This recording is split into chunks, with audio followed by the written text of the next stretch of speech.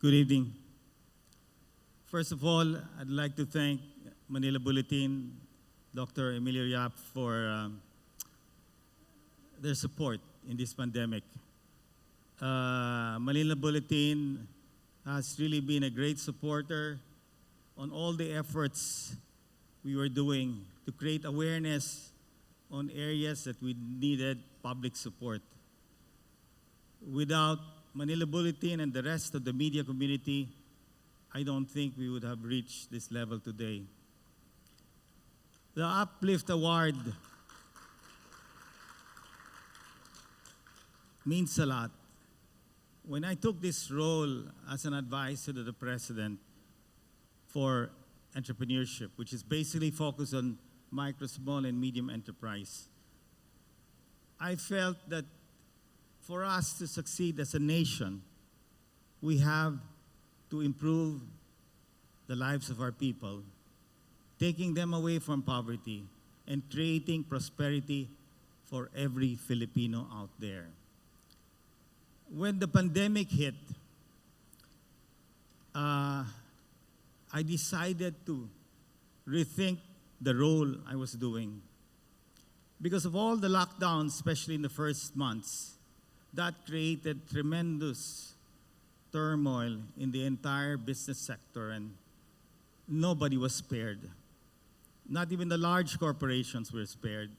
And more so, the micro and small entrepreneurs were totally devastated because of the lack of capital, the lockdowns that forced them to close, and the working capital that these entrepreneurs have are not enough to sustain this kind of magnitude of turmoil. And so, together with the private sector, and this award actually should be given to the private sector, because if not for the private sector's great participation with the government, we would not have reached this level we are today, where you see the Philippines was once criticized as the worst team that managed COVID through the months. But now, look at us. Cases going down despite the rallies, and you can see lives coming back and livelihoods coming back. So the efforts, and especially I'd like to commend the Ayala Corporation, the Zoebel Brothers. From the very day that this pandemic started, I remember them calling all the big corporations to support and help the food program for the poor people that needed it most. And of course, the rest of us who purchased vaccines for our employees. That was a lot of vaccines that we purchased. We are the only country in the world where you see the private sector paying for the vaccines. And that is unique. That shows you the compassion of the private sector wanting to help this nation move forward. And I also want to commend the IDADF, Secretary Duque, Secretary Galvez, Vince Dizon, and so forth. They have been bashed, they have been criticized, but these people are humans. They make mistakes, but yet their heart was there all the time. They forged an alliance with the private sector.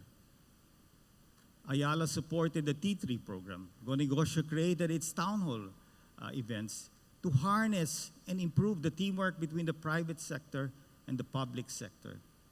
And the medical advisors of government joined.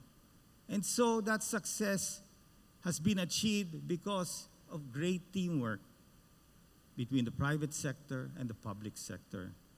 And we look forward in this year, 2022, that this year will not be the end of this situation of where we are able to beat COVID. We are almost there.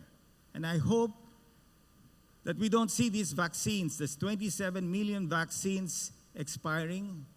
We'd like to see that in the arms of our Filipino citizens.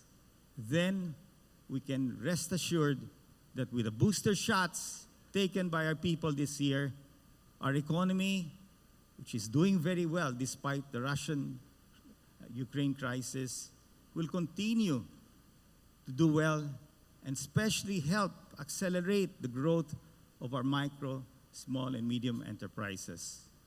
Again, congratulations to all the awardees. And I'm glad that we have crossed roads with Okta Research. They have been very instrumental in giving us great advice. And I will never forget that recommendation that they did last year in August 8th, when Ranjit kept bugging me, let's lock down. So I was telling him, Ranjit, the private sector will lock down. That's never done. But he presented his case so hard, and our objective was to save the fourth quarter, and we heeded his advice and convinced IETF that the private sector wants to lock down, which is not done, but we did it. The result was we saved the fourth quarter, and we saw the GDP grow to 7.7. So these are the efforts that, as a united group, we can beat COVID.